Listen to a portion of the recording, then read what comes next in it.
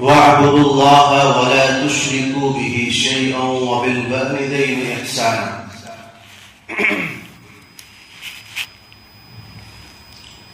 وقال النبي صلى الله عليه وسلم: ليس بالمؤمن الذي يشبع وجاره جائع بجنبه، أو كما قال عليه الصلاة والسلام. صدق الله مولانا العظيم وصدق رسوله النبي الكريم، ونحن على ذلك لمن الشاهدين والشاكرين، والحمد لله رب العالمين. اللهم صل على سيدنا محمد وعلى آل سيدنا محمد وبارك وسلم. اللهم صل على سيدنا محمد وعلى آل سيدنا محمد وبارك وسلم. اللهم صل على سيدنا محمد وعلى آل سيدنا محمد وبارك وسلم. میرے واجب الاحترام بزرگوں، عزیز ساتھیوں اور دوستوں، اللہ تبارک و تعالی نے جو دین اور شریعت اور جو مذہب ہمیں عطا فرمایا ہے، اس دین کو دین فطرت کہا جاتا ہے. یہ ایسا دین ہے جس کے اندر انسانوں کے واسطے پوری زندگی کے ہر لمحے پر، ہر قدم پر رہنمائی کے واسطے مکمل ضابطۂ حیات ہے. اسلام ایسا دین ہے جس نے اپنے ماننے والوں کے لیے زندگی کا کوئی شعبہ ایسا نہیں چھوڑا ہے جس میں اس کو مکمل رہنمائی نہ دی ہو. کیونکہ اللہ تبارک و تعالی یہ چاہتے ہیں کہ انسانوں کا معاشرہ اخوت، محبت، الفت، عدل و مساوات اور انصاف کے ساتھ زندگی گزارنے والا ہو. اس لیے اللہ تبارک و تعالی نے اپنے پیارے پیغمبر حضرت محمد مصطفیٰ صلی اللہ علیہ وسلم کے اوپر قرآن مجید کی شکل میں ایک خدائی قانون کو نازل فرما کر، اور پھر رسول اللہ صلی اللہ علیہ وسلم نے اور آپ کے اصحاب نے، آپ کے ماننے والوں نے اس پر عمل کر کے دنیا والوں کو دکھلا کر ایک نمونہ متعین کر دیا ہے کہ انسانی زندگی کے واسطے کن کن چیزوں کی ضرورت ہے، کون سے وہ خوبیاں ہیں، کون سے وہ اعمال ہیں، کون سے وہ اخلاق ہیں جن کو اپنا کر ایک صالح معاشرہ، ایک امن پسند معاشرہ وجود میں لایا جا سکتا ہے. شریعت نے ہم مسلمانوں کو دو طرح کے حقوق کا پابند بنایا ہے. ایک حقوق وہ ہیں جن کو حقوق اللہ کہا جاتا ہے، مثلا ایمان لانا، توحید کا اقرار کرنا، شرک سے بیزاری ظاہر کرنا، نماز پڑھنا، روزہ رکھنا، زکوٰۃ دینا، حج کرنا، نیکی کا حکم کرنا، برائیوں سے روکنا اور اللہ کے راستے میں جہاد کرنا. یہ وہ اعمال ہیں، یہ وہ حقوق ہیں جن کا تعلق اللہ کی ذات سے، ان کو حقوق اللہ کہا جاتا ہے. اور دوسرے وہ حقوق ہیں جن کا تعلق بندوں سے ہے، جن کو حقوق العباد کہا جاتا ہے. مثلا شوہر کے اوپر بیوی کے کیا حقوق ہیں، بیوی کے اوپر شوہر کے کیا حقوق ہیں، اولاد پر والدین کے کیا حقوق ہیں، اور والدین پر اولاد کے کیا حقوق ہیں، رشتہ داروں کے کیا حقوق ہیں، پڑوسیوں کے کیا حقوق ہیں، اور جاننے والوں کے کیا حقوق ہیں. ان حقوق کو حقوق العباد کہا جاتا ہے، اور اس کا تعلق معاشرے کے ساتھ ہوتا ہے، اس کا تعلق انسان کی عملی زندگی کے ساتھ ہوتا ہے۔ تو اللہ تبارک و تعالی نے، اگر آپ شریعت کا مطالعہ کریں گے، قرآن و سنت کو پڑھیں گے، تو آپ کو یہ بات معلوم ہوگی کہ اللہ تبارک و تعالی نے اپنے حقوق کے اوپر بندوں کے حقوق کو مقدم رکھا ہے۔ عام طور پر لوگوں کو یہ غلط فہمی ہے کہ وہ حقوق اللہ کو مقدم سمجھتے ہیں اور حقوق العباد کی پرواہ نہیں کرتے۔ وہ یہ سمجھتے ہیں کہ ہم نماز پڑھ لیں گے، روزہ رکھ لیں گے، زکوٰۃ دے لیں گے، حج کر لیں گے، بس ہم نے اپنی ذمہ داری ادا کر دی۔ باقی انسانوں کے ساتھ ہمیں کیسے پیش آنا ہے، لوگوں کے ساتھ ہمیں کیا معاملہ رکھنا ہے، اپنوں کے ساتھ، غیروں کے ساتھ کس انداز میں پیش آنا ہے، اس کی پرواہ نہیں کرتے۔ یہ غلط فہمی ہے، یہ کوتاہی ہے، کیونکہ ہم دیکھتے ہیں کہ اللہ تعالی نے اپنے حقوق کے اوپر بندوں کے حقوق کو مقدم رکھا ہے۔ حدیث میں آتا ہے کہ رسول اللہ صلی اللہ علیہ وسلم نے صحابہ سے سوال فرمایا، اتدرون من المفلس؟ تم کو معلوم ہے کہ مفلس کسے کہتے ہیں؟ تو صحابہ نے فرمایا، صحابہ نے عرض کیا، المفلس فینا من لا درہم لہ ولا متاع۔ ہم مفلس اس انسان کو سمجھتے ہیں جس کے پاس روپیہ پیسہ نہ ہو، سونا چاندی نہ ہو، ساز و سامان نہ ہو، مکان گاڑی نہ ہو، بنگلہ نہ ہو، بینک بیلنس نہ ہو، اس کو ہم مفلس سمجھتے ہیں۔ تو نبی صلی اللہ علیہ وسلم نے فرمایا، مفلس تو یہ ہے بے شک، لیکن المفلس من امتی، میری امت کا مفلس کوئی اور ہے۔ میری امت کا مفلس وہ نہیں جس کے پاس روپیہ پیسہ نہیں ہے، جس کے پاس ضرورت زندگی کے واسطے سامان نہیں ہے۔ میری امت میں مفلس وہ نہیں ہے۔ تو فرمایا کون ہے مفلس؟ المفلس من امتی من یأتی یوم القیامہ بصیام و صلاۃ و زکوٰۃ، کہ میری امت کا مفلس وہ ہے جو قیامت کے دن نمازیں، روزے، زکوٰۃ، حج، صدقات، خیرات، نیکیاں لے کر جائے گا۔ لیکن کیا ہوگا معاملہ؟ وَيَأْتِي قَدْ شَتَمَ هَذَا وَضَرَبَ هَذَا وَأَكَلَ مَالَ هَذَا وَغَصَبَ مَالَ هَذَا۔ فرمایا کسی کی غیبت کی ہوگی، کسی پر ظلم کیا ہوگا، کسی کا مال چھینا ہوگا، کسی کا حق دبایا ہوگا، کسی کے اوپر ظلم کیا ہوگا، کسی کو ناحق ستایا ہوگا، کسی کا کوئی حق غصب کر کے رکھ لیا ہوگا۔ تو فرمایا اب ایسی صورتحال میں فَيُؤْتَى هَذَا مِنْ حَسَنَاتِهِ وَهَذَا مِنْ حَسَنَاتِهِ، یہ قیامت کے دن یہ جو بندہ نماز پڑھ کر، روزے رکھ کر، صدقات و خیرات کر کے اور زکوٰۃ دے کر کے، حج کر کے اور تمام طرح کی نیکیاں کر کے دنیا سے گیا ہے، لیکن حقوق العباد کی پرواہ نہیں کی ہے، کسی پر ظلم کیا ہے، کسی کو گالی دی ہے، کسی کو مارا ہے، کسی کو ستایا ہے، تو قیامت کے دن ان لوگوں کی لائن لگوا دی جائے گی، اور ان لوگوں کی لائن لگی ہوگی۔ وہ لوگ آئیں گے جس کے اوپر جتنا اس نے ظلم کیا ہوگا، جس کو اس نے جتنا ستایا ہوگا، اسی کے برابر اس کی نیکیوں میں سے لے کر اسے دے دیا جائے گا۔ اس کو دے دیا جائے گا، پھر اس کو دے دیا جائے گا، پھر اس کو دے دیا جائے گا، پھر اس کو دے دیا جائے گا، یہاں تک کہ فرماتے ہیں فَإِذَا فَنِيَتْ حَسَنَاتُهُ، کہ اس کی نیکیاں ختم ہو جائیں گی حقوق ادا کرتے کرتے، حقوق کو ادا کرتے کرتے نیکیاں ختم ہو جائیں گی، لیکن ابھی حقوق ختم نہیں ہوں گے۔ ان لوگوں کی لائن ابھی ختم نہیں ہوگی جن کو اس نے ستایا ہوگا۔ تو فرمایا ان لوگوں کے گناہ لے کر کے اس نیکی کرنے والے کے اوپر ڈال دیے جائیں گے، اور اس کو اٹھا کر کے جہنم میں ڈال دیا جائے گا۔ تو یہ حدیث ہمیں فکر دلاتی اس بات کی طرف کہ یہ بندہ کون تھا؟ جو نمازی تھا، جو روزے کا پابند تھا، جو زکوٰۃ بھی ادا کرتا تھا، جو حج بھی کرتا تھا، جو صدقات و خیرات بھی کیا کرتا تھا، جو تلاوت بھی کرتا تھا، ذکر و اذکار بھی کرتا تھا۔ یہ حقوق اللہ کو مکمل طور سے ادا کرنے والا تھا، اللہ کے حقوق کو مکمل طور سے یہ ادا کرنے والا تھا، لیکن اس نے بندوں کے حقوق کی پرواہ نہیں کی تھی۔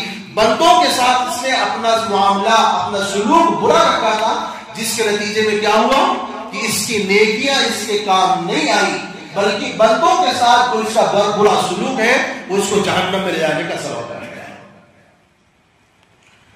تو یہ حدیث کتنی اہم ہے اور کتنی ضروری باتوں کی طرف ہمیں اشارہ دیتی ہے، جو میں نے شروع میں کہا کہ اللہ کے حقوق پر اللہ تعالیٰ نے بندوں کے حقوق کو مقدم رکھا ہے، ورنہ قیامت کے دن اللہ تعالیٰ کہہ سکتے تھے کہ تم کیوں آئے ہو لائن لگا کے کھڑے ہو، ہمیں مارا ہے، ہمیں ستایا ہے، ہمیں ظلم کیا ہے، ہمیں گالی دی ہے، ہمارے ساتھ ایسا کیا ویسا کیا ہے۔ ارے بندہ تو وہ جس نے نمازیں پڑھی ہیں، جس نے روزے رکھے ہیں، جس نے صدقات و خیرات کیے، اس نے میرے حقوق تو ادا کیے ہیں نا۔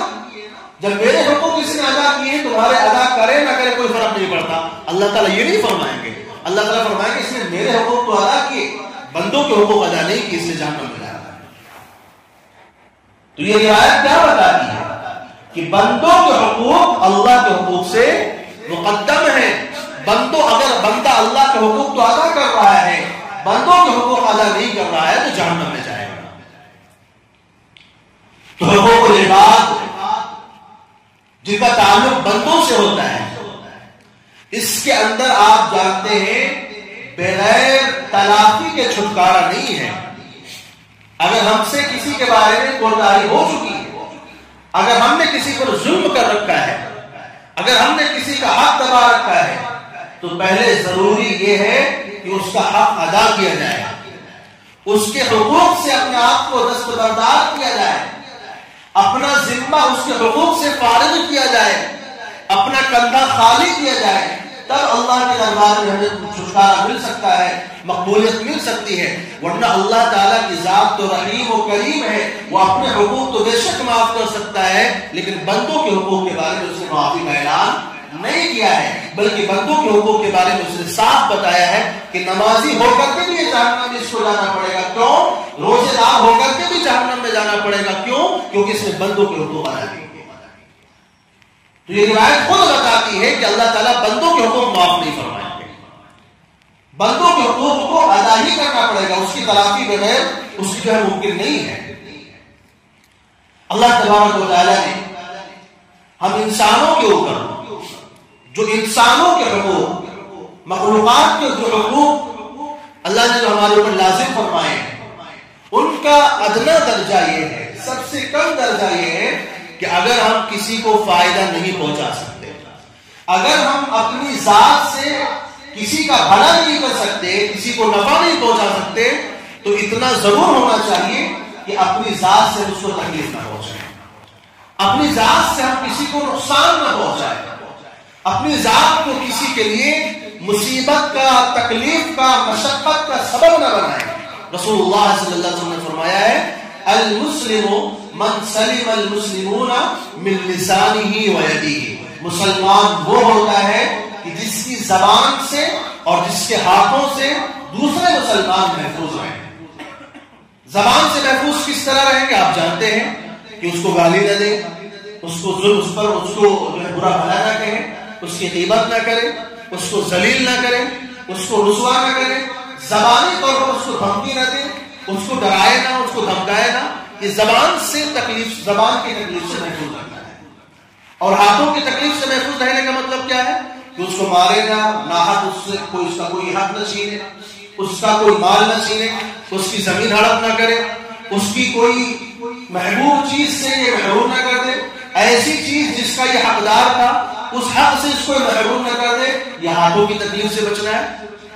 تو یہ روایت کیا بتاتی ہے کہ مسلمان ہونے کا ادنا درجہ ہے، مسلمان ہونے کا سب سے کم درجہ یہ ہے کہ اگر تم مسلمان کو فائدہ نہیں پہنچا سکتے ہو، کسی مسلمان کا بھلا نہیں کر سکتے ہو، تو اس کو نقصان بھی نہ پہنچاؤ۔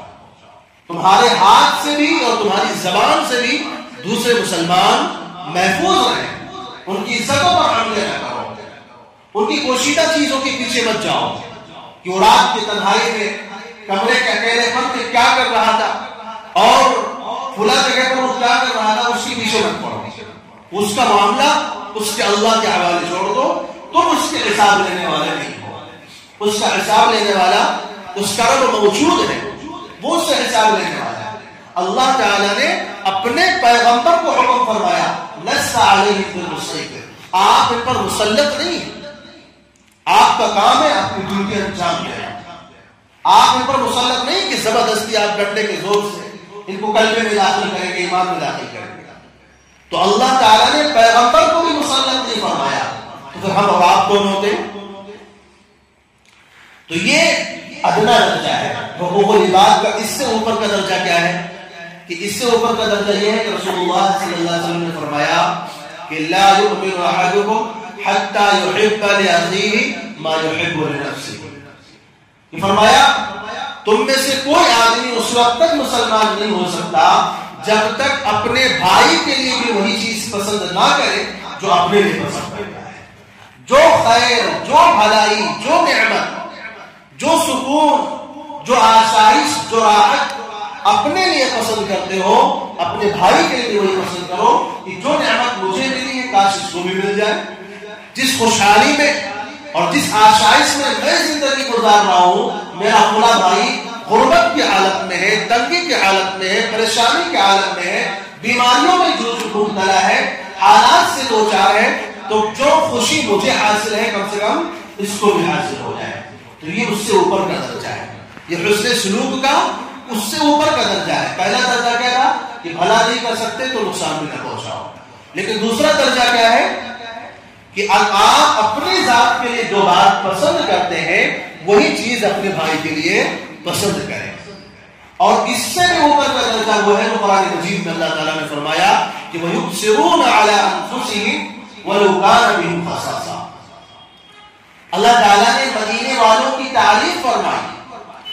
جب مکے والے مدینہ سے ہجرت کر کے مدینہ پہنچے تو مکے والوں کے پاس گھر نہیں تھا، زمینیں نہیں تھی، رہنے کے ٹھکانے نہیں تھے، کاروبار نہیں تھے.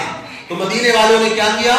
اپنے گھر میں ان کو جگہ دی، اپنی زمین میں ان کو حصے دیے، اپنے کاروبار میں ان کو شریک کیا، اور ایسی قربانی انہوں نے دی کہ مدینے میں بعض حضرات نے یہ کہا کہ میری 2 بیویاں ہیں اور مکے سے آنے والے ساتھی کی کوئی بیوی نہیں تھی، تو اس سے کیا کہتے ہیں کہ میں اپنی ایک بیوی کو طلاق دے دیتا ہوں، تم اس سے نکاح کرو.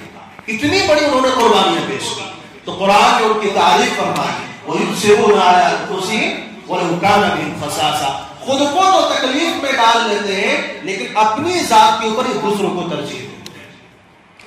خود بھوکے رہ جاتے ہیں لیکن مہمان کو کھانا کھلاتے ہیں. واقعات آپ نے سن رکھے. ابو طلحہ انصاری رضی اللہ عنہ کے یہاں جب مہمان آئے، بیوی سے پوچھا گھر میں کھانا ہے؟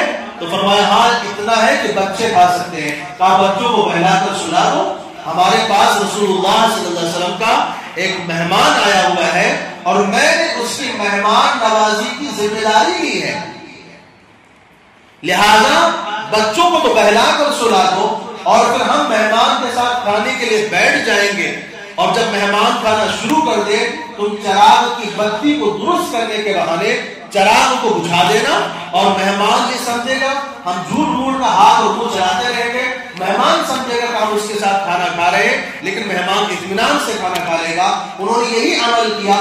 صبح رسول اللہ صلی اللہ علیہ وسلم کے دربار میں گئے تو رسول اللہ صلی اللہ علیہ وسلم نے ان کو مبارکباد پیش فرمائی اور فرمایا اللہ تعالیٰ کو آپ کا یہ عمل بہت پسند آیا کہ خود بھی بھوکے رہ لیے، بیوی کو بھی بھوکا سلا دیا، بچوں کو بھی بھوکا سلا دیا، لیکن آنے والے مہمان کو انہوں نے کھانا کھلایا. یؤثرون علی انفسہم ولو کان بہم خصاصہ. اپنی ذات کے اوپر دوسروں کو ترجیح دیتے ہیں. ایک نہیں، سینکڑوں واقعات صحابہ کرام رضی اللہ عنہ کے ایسے ہیں. ایک صحابی کے گھر میں بکری کا ایک سر آتا ہے، بہت دنوں سے ان کو خواہش تھی کہ بکری کا سر کھانا ہے. اب انہوں نے سوچا پتہ نہیں جیسے سالوں سے میں نے نہیں کھایا، ہو سکتا میرے پڑوسی نے بھی نہ کھایا ہو. انہوں نے پڑوسی کے پاس بھجوا دیا.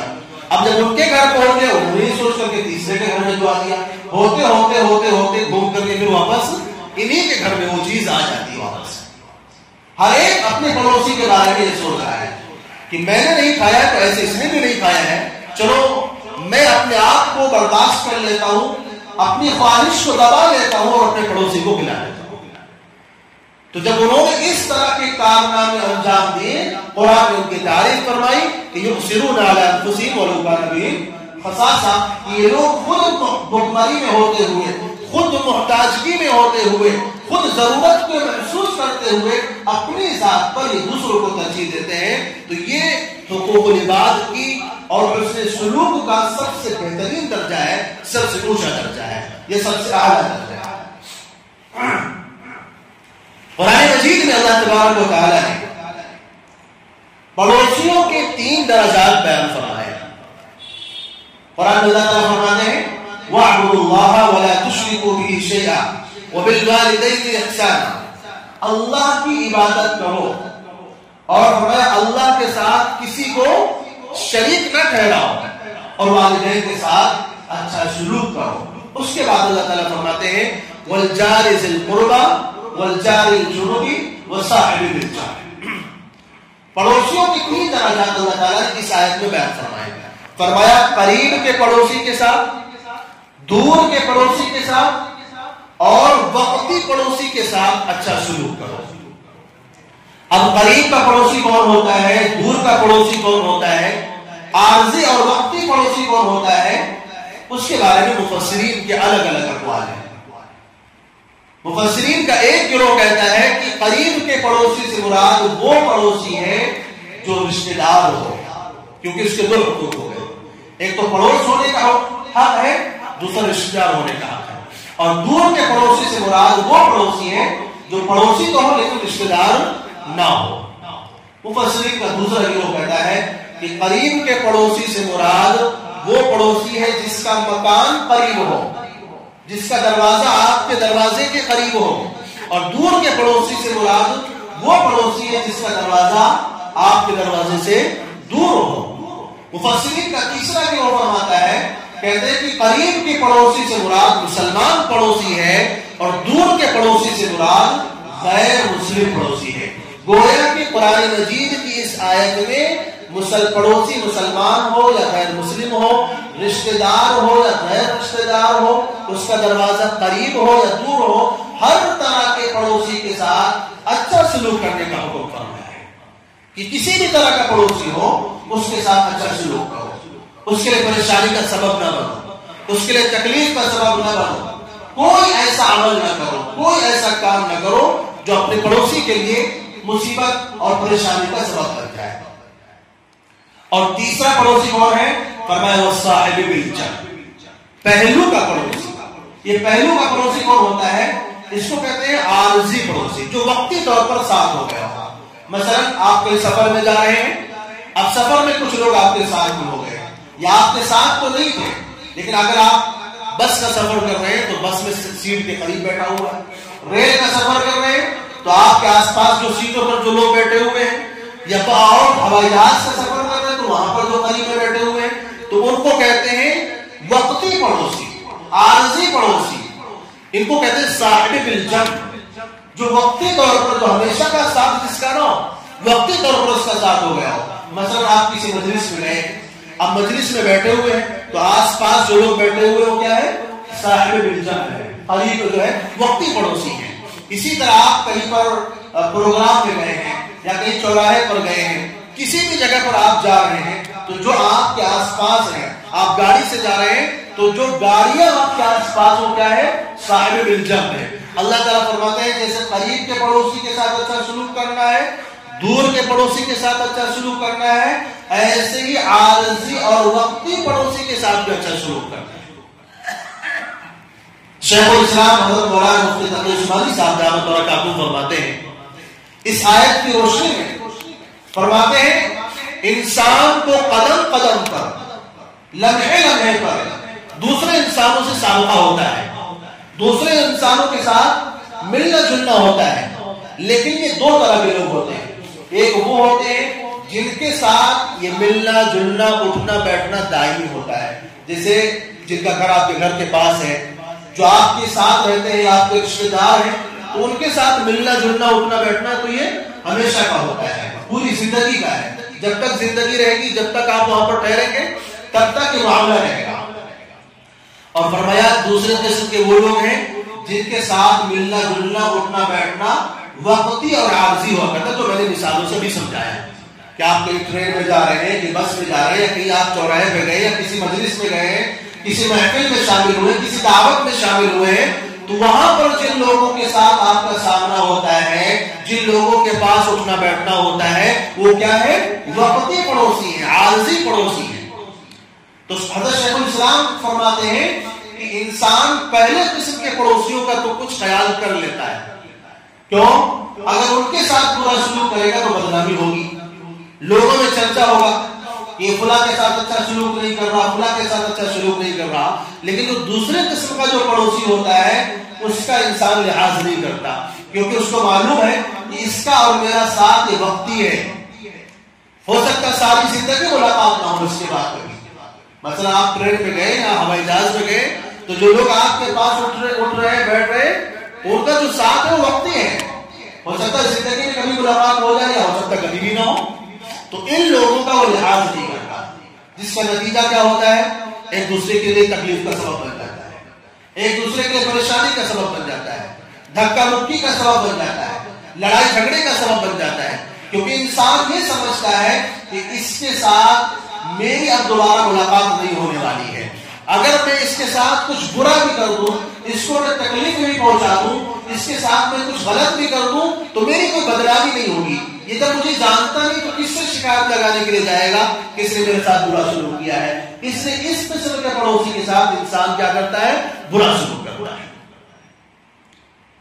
تو یہ ہماری خوش اخلاقی تو نہیں ہے, یہ تو ہماری وقتی اخلاق مندی ہو گئی کہ جہاں پر بدنامی کا ڈر ہے وہاں پر تو اچھائی سے پیش آ رہے ہیں, لیکن جہاں پر بدنامی کا ڈر نہیں ہے وہاں پر بھی ہم اچھائی سے بھی پیش نہیں آ رہے.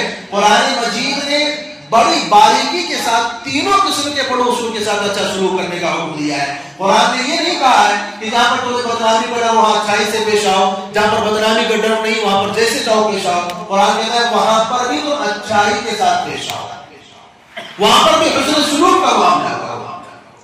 اور شریعت نے باقاعدہ اس کی رہنمائی ہمیں دی. مثال کے طور پر شریعت کا حکم ہے ادھر تم جمعہ کی نماز کے لیے آؤ, صفیں اگر بھر چکی ہیں تو ایک دوسرے کے کندھے کو پھیلاتے ہوئے آگے نہ بڑھو. یہ کس لیے کہا جا رہا ہے؟ تاکہ دوسرے کے لیے تکلیف کا سبب نہ بن جاؤ. شریعت کا حکم ہے خاص طور سے جمعہ کے دن غسل کر کے آؤ, خوشبو لگا کر کے آؤ, اچھے کپڑے پہن کر کے آؤ. کیوں؟ کیونکہ ایسا نہ ہو کہ نہ نہانے کی وجہ سے جسم سے بدبو نکلے, خوشبو نہ لگانے کی وجہ سے یا کپڑے گندے ہونے کی وجہ سے دوسروں کے لیے بدبو کا سبب بن جائے اور وہ تمہاری بدبو سے پریشان ہو کر کے اس کی طبیعت مقدر ہو جائے, یہ بھی اس کے لیے تکلیف کا سبب بن جائے. اس لیے شریعت نے کیا حکم دیا ہے کہ صاف ستھرے کپڑے پہن کر نہا دھو کر کے خوشبو لگا کر جاؤ. اسی طرح فقہاء نے مسئلہ لکھا ہے اگر کسی انسان کو ایسی بیماری ہے جس بیماری کی وجہ سے دوسرے لوگوں کو گھن آتی ہے, مثال کے طور پر کسی کو پیشاب کے قطرے ٹپکنے کی بیماری ہے, یا بدن میں کوئی ایسے زخم ہو گئے ہیں کہ دوسرے دیکھتے ہیں تو ان کی طبیعت میں گرد پیدا ہو جاتی ہے, یا دوسروں کے لیے پریشانی کا سبب بن سکتی ہے, یا کسی کے جسم سے کوئی ایسی تکلیف دہ چیز نکلتی ہے کہ دوسرے برداشت نہیں کر سکتے ہیں, تو اس کے لیے حکم یہ ہے کہ وہ مسجد جائے, وہ گھر میں نماز پڑھ لے اور اس کو جماعت کی نماز کا ثواب ملے گا. فقہاء نے مسئلہ لکھا ہے. رسول اللہ صلی اللہ علیہ وسلم نے تعلیمات دی ہیں, فرمایا اگر تم کسی مجلس میں کھانے میں شامل ہو اور وہاں پر بہت سارے لوگ بیٹھ کر کے کھجوریں کھا رہے ہیں مثال کے طور پر, تو فرمایا اگر لوگ ایک ایک کھجور کھا رہے ہیں تو تم وہاں پر 2 کھجوریں اٹھا کر کے نہ کھاؤ. اتنا زیادہ شریعت میں لحاظ رکھتا ہے. فرمایا اگر کسی مجلس میں کھانے میں شامل ہو تو دوسروں کا بھی لحاظ کرو, ایسا نہ ہو کہ صرف اپنا فائدہ دیکھو, اپنا نفع دیکھو, دوسرا تو ایک بھی نہیں پا رہا ہے تو 2 2 4 4 5 5 کھینچتے جا رہے ہو, یہ دوسروں کے لیے تکلیف کا سبب ہے. فرمایا اپنے سامنے سے کھاؤ, دوسروں کے سامنے سے اٹھا کر کے نہ کھاؤ. یہ شریعت نے ہمیں آدب سکھایا ہے, طریقہ سکھایا ہے کہ ہمیں دوسروں کے حقوق کا لحاظ کرنا ہے. اور یہ کیا ہے, یہ صاحب بالجنب والی تفسیر کو چل رہی ہے. کہ صاحب بالجنب کا مطلب یہ ہے کہ جو وقتی پڑوسی آپ کے ساتھ ہے اس کے ساتھ بھی آپ کو حسن سلوک سے پیش آنا ہے. تو عام طور پر ہم نے یہ سمجھا ہوا ہے کہ شریعت نام ہے نماز پڑھنے کا, روزہ رکھنے کا, زکات دینے کا, تو یہ کام تو ہم کر لیتے ہیں, لیکن جو دوسرے حقوق ہے اس میں ہم سے کوتاہی ہو جاتی ہے کیونکہ ہم شریعت کو صرف نماز روزے تک محدود سمجھتے ہیں. حالانکہ اگر ہم وقتی طور پر اور عارضی طور پر تھوڑی سی تکلیف برداشت کر لیں, تھوڑی سی مشقت اٹھا لیں اور اپنے ساتھ والے کے ساتھ ہم حسن سلوک سے پیش آ جائیں, خوش اخلاقی سے پیش آ جائیں, تو ساری زندگی اس کے دل میں یہ بات نقش رہے گی کہ ایک بندہ ملا تھا جو میرے ساتھ اچھی سلوک سے پیش آیا تھا، اس پر تو اس کے دل میں اچھا تاثر جائے گا اور ساتھ ساتھ اللہ تبارک و تعالیٰ کے ہاں یہ مقبولیت کا اور اللہ کے ہاں قبولیت کا ذریعہ اور سبب بنے گا۔ تو اللہ تعالیٰ نے تین قسم کے جو پڑوسی بیان فرمائے ہیں، تینوں قسم کے پڑوسیوں کے ساتھ اللہ تعالیٰ نے حسن سلوک کا حکم فرمایا ہے۔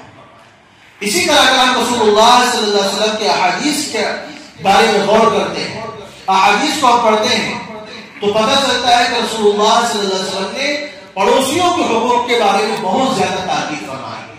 بلکہ ایک روایت میں نبی صلی اللہ علیہ وسلم نے فرمایا ما زال جبرائیل یوصینی بالجاری حتی ظننت انہ سیورثہ، کہ جبرائیل علیہ السلام مسلسل مجھے پڑوسیوں کے بارے میں وصیت فرماتے ہیں کہ پڑوسیوں کے ساتھ اچھا سلوک کرو، پڑوسیوں کے یہ حقوق ادا کرو، پڑوسیوں کے وہ حقوق ادا کرو۔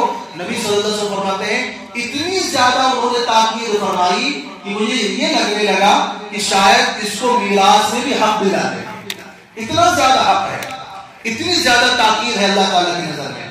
اسی طرح رسول اللہ صلی اللہ علیہ وسلم نے فرمایا لا یؤمن عبد حتی یحب لجارہ ما یحب لنفسہ، کوئی بھی ایمان والا اس وقت تک مسلمان نہیں ہو سکتا، کوئی بھی ایمان والا اس وقت تک ایمان کامل کو حاصل نہیں کر سکتا جب تک اپنے پڑوسی کے لیے بھی وہی بات پسند نہ کرے جو اپنی ذات کے لیے پسند کرتا ہے۔ بلکہ ایک روایت میں فرمایا اذا طبخت مریقۃ، جب تم سالن پکاؤ، جب تم شوربہ پکاؤ فاکثر ماء، اس میں پانی زیادہ ڈالا کرو، اور وتعاہد بالجیران، اور اپنے پڑوسیوں کا بھی خیال رکھا کرو۔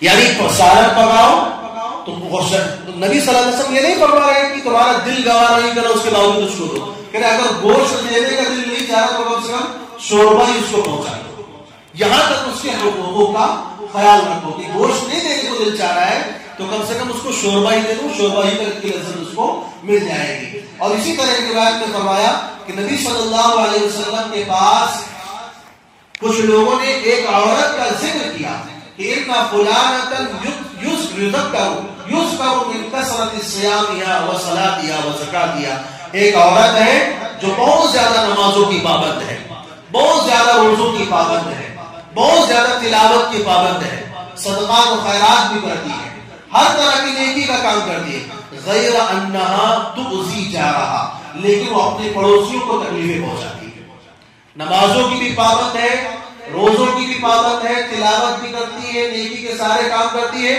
بہت سارے لوگ آپ اس طرح دیکھیں گے کہ شریعت کے خود کو تو بڑے پابند ہیں، لیکن جو آس پاس کے رہنے والے ہوتے ہیں ان سے تنگ ہوتے ہیں، ان سے پریشان ہوتے ہیں، وہ ان کی تکلیفوں کو روزانہ برداشت کر رہے ہوتے ہیں۔ تو فرمایا نبی صلی اللہ علیہ وسلم نے فرمایا انہا فی النار، یہ عورت جہنمی ہے، نماز پڑھنے کے باوجود، روزہ رکھنے کے باوجود جہنمی ہے۔ پھر فرماتے نبی صلی اللہ علیہ وسلم کے سامنے ایک اور عورت کا تذکرہ آیا کہ ان فلانۃ یذکر من قلۃ صلاتها وصیامها وزکاتها، کہ ایک عورت ہے جو نہ زیادہ نمازوں کی پابند ہے، نہ زیادہ روزوں کی پابند ہے، نہ زیادہ صدقات و خیرات کرتی ہے، لیکن ہاں اس کے اندر ایک خوبی کہ غیر انہا لا تؤذی جارہا، وہ اپنے پڑوسیوں کو تکلیفیں نہیں پہنچاتی، اپنے کسی بھی عمل سے، اپنے کسی بھی فعل سے، اپنی زبان سے، اپنے کردار سے، اپنی حرکتوں سے اپنے پڑوسیوں کو وہ تکلیف نہیں پہنچاتی ہے۔ تو نبی صلی اللہ علیہ وسلم فرمایا انہا فی الجنہ، یہ عورت جنتی ہے۔ تو ایک طرف نمازوں کی، روزوں کی پابند عورت کو نبی صلی اللہ علیہ وسلم جہنمی فرما رہے ہیں، دوسری طرف جو اس میں کوتاہی بھی کر رہی ہے اس کے باوجود رسول اللہ صلی اللہ علیہ وسلم اس کو جنتی فرما رہے ہیں۔ کیوں؟ بندوں کے ساتھ اچھا سلوک کر رہی ہے، کہ ایک وہ ہے جو لوگوں کے ساتھ برا سلوک کر رہی ہے، دوسری وہ ہے جو لوگوں کے ساتھ اچھا سلوک کر رہی ہے۔ تو لوگوں کے ساتھ برا سلوک کر کے، لوگوں کی حق تلفی کر کے، اللہ کے حقوق کو ادا کر کے وہ جہنم میں جا رہی ہے، اور دوسری طرف اللہ کے حقوق میں کوتاہی کر کے لیکن لوگوں کے ساتھ کوئی سلوک کر کے وہ جنت میں جا رہی ہے۔ اسی طرح نبی صلی اللہ علیہ وسلم نے ایک روایت میں فرمایا کہ صحابہ کرام رضی اللہ عنہم سے پوچھا ماذا تقولون فی الزنا، تمہارا زنا کے بارے میں کیا خیال ہے، تم زنا کو کیا سمجھتے ہو، زنا کے بارے میں تمہاری کیا رائے ہے؟ تو صحابہ نے فرمایا حرمہ اللہ ورسولہ فہی حرام، اللہ اس کے رسول نے زنا کو حرام قرار دیا ہے، اس لیے ہم بھی زنا کو کیا سمجھتے ہیں؟ حرام سمجھتے ہیں۔ تو نبی صلی اللہ علیہ وسلم نے فرمایا لَأَن يَزْنِيَ الرَّجُلُ بِعَشْرٍ مِّن نِّسْوَةٍ، اگر آدمی 10 عورتوں سے زنا کرے أَهْوَنُ عَلَيْهِ مِنْ امْرَةِ جَارِهِ، تو یہ اس کے لیے ہلکا گناہ ہے اس کے مقابلے میں کہ اپنی پڑوسی کی عورت سے زنا کرے۔ یعنی ایک آدمی وہ ہے جو پڑوسی کی عورت کے ساتھ بدحیائی کرتا ہے، بدکاری کرتا ہے، پڑوسی کے عزت کے اوپر ہاتھ ڈالتا ہے، پڑوسیوں کے ناموس کے اوپر ہاتھ ڈالتا ہے، ان کی عزتوں کے اوپر اپنی نگاہیں ڈالتا ہے، ان کے گھروں میں جھانک تاک کرتا ہے اور چپکے چپکے ان کے گھروں میں نگاہ ڈالتا ہے۔ ایک وہ مرد ہے اور ایک وہ ہے جو اجنبی عورتوں کے ساتھ جا کے مکالمہ کرتا ہے۔ تو نبی صلی اللہ علیہ وسلم فرماتے ہیں 10 اجنبی عورتوں کے ساتھ مکالمہ کرنا ہلکا گناہ ہے اور اپنی پڑوسی کی عورت کے ساتھ مکالمہ کرنا یہ بڑا گناہ ہے۔ گناہ دونوں ہے، اس کی اجازت نہیں دی جا رہی ہے۔ یہ نہیں سمجھ لینا کہ 10 عورتوں سے جا کے زنا کریں، وہ بھی گناہ ہے لیکن گناہ میں وہ ہلکا ہے اور یہ بڑا ہے۔ اس کے بعد نبی صلی اللہ علیہ وسلم نے فرمایا ماذا تقولون فی السرقہ، تم چوری کے بارے میں کیا کہتے ہو؟ چوری کے بارے میں تمہارا کیا خیال ہے؟ تو صحابہ نے فرمایا حرمہ اللہ ورسولہ فہی حرام، اللہ اس کے رسول نے چوری کو حرام قرار دیا ہے لہذا ہم اس کو حرام سمجھتے ہیں۔ تو نبی صلی اللہ علیہ وسلم نے پھر وہی بات دہرائی، پھر وہی جملہ دہرایا لَأَن يَسْرِقَ الرَّجُلُ بِعَشْرٍ مِّنْ أَبْيَاتٍ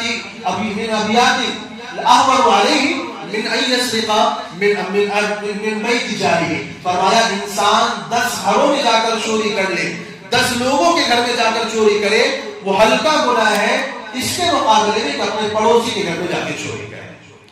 تو اسی طرح آپ دوسرے حقوق کو بھی اس پر قیاس کر سکتے ہیں کہ دوسرے لوگوں کے ساتھ انسان جا کر کے 10 لوگوں کے ساتھ جو برا سلوک کرے اور اپنے پڑوسی کے ساتھ جو برا سلوک کرے، تو پڑوسی کے ساتھ برا سلوک کرنا یہ بڑا گناہ بن جاتا ہے، 10 لوگوں کے ساتھ برا سلوک کرنا وہ ہلکا گناہ بن جاتا ہے۔ آخری بات سنا کر کے میں اپنی بات کو ختم کروں گا۔ نبی صلی اللہ علیہ وسلم سے ایک روایت میں آتا ہے کہ صحابہ نے پوچھا کہ میرے اوپر پڑوسیوں کے کیا حقوق ہیں؟ نبی صلی اللہ علیہ وسلم فرمایا اذا مریضا فعدته، جب وہ بیمار ہو جائے تو اس کی عیادت کرو، اس کی خبر لو، اس کی مزاج پرسی کرو، اس کو دیکھنے کے لیے جاؤ، اور جب وہ مر جائے، اس کی موت ہو جائے تو اس کی جنازے میں شامل ہو۔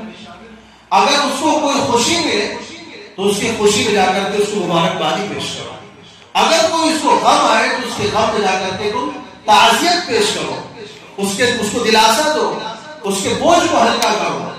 اور فرمایا اپنے مکان کو، اپنی چھت کو اس کے چھت سے اونچا نہ کرو جس کی وجہ سے اس کو اس کے گھر میں ہوا جانے سے روکو، اور اپنے پڑوسی کو اپنے سالن کی خوشبو سے تکلیف نہ پہنچاؤ الا یہ کہ اس میں سے اس کو بھی کچھ عطا کرو۔ تو فرمایا پڑوسی کے حقوق ہیں۔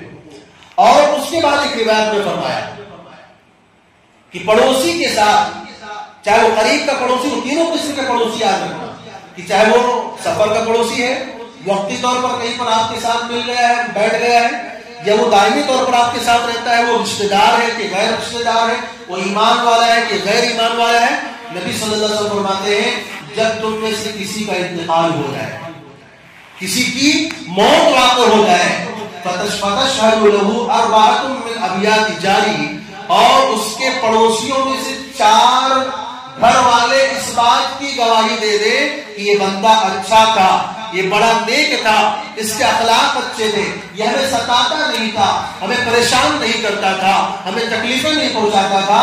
تو نبی صلی اللہ علیہ وسلم فرماتے ہیں جس انسان کی موت واقع ہو جائے اور اس کے مرنے کے بعد اس کے آس پاس کے گھر والوں میں سے 4 گھر والے اس بات کی گواہی دے دے کہ یہ اچھا انسان تھا، تو اللہ تعالیٰ فرماتے ہیں قبلت شہادتکم، میں تمہاری گواہی کو قبول کر رہا ہوں، اور اس کے وہ گناہ جو تم نہیں جانتے ہو میں اس کو معاف کر کے اس کو جنت میں داخل کر دوں گا۔ اتنا بڑا شریعت نے حق رکھا ہے پڑوسی کا کہ اگر پڑوسی آپ کے بارے میں گواہی دے دے یہ بندہ اچھا تھا، بڑا نیک تھا، مرنے کے بعد گواہی دے دے، تو اللہ تعالیٰ کہتے ہیں جو گناہ پڑوسیوں کو نہیں معلوم ہے میں کہتا